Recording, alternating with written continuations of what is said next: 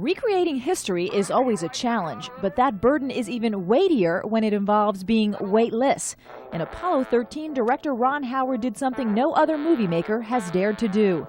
He and his cast and crew that included Tom Hanks, Bill Paxton, and Kevin Bacon went up in NASA's KC-135 airplane, the plane astronauts used to train in a weightless environment, to film the space sequences in Apollo 13.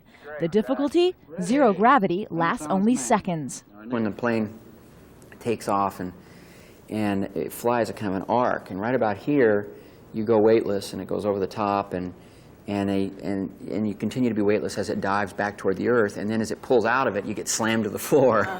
And it pulls 2 Gs as it comes up and goes into another one, and so it's this sort of up and down thing all day, but it's wild. 3, 2, 1.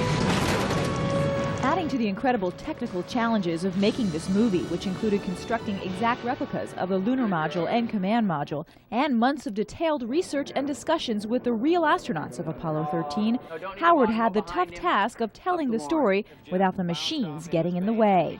You've got the astronauts in space, so my job there is to try to create the experience so that as a moviegoer you feel like you know what it was like to be there.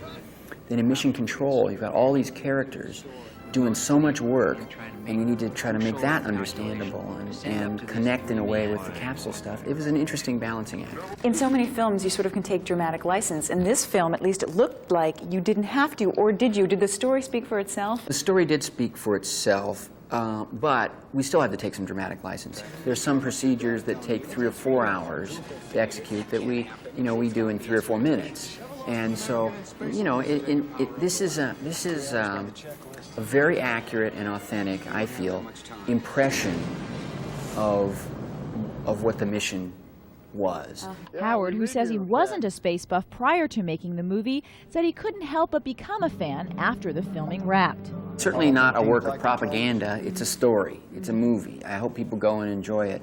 But I'm a big proponent of the space program, and that probably shows in the story. Be the worst disaster NASA's ever experienced. Ozzy, this is Houston. Do you read me? With all due respect, sir, I believe this is going to be our finest hour.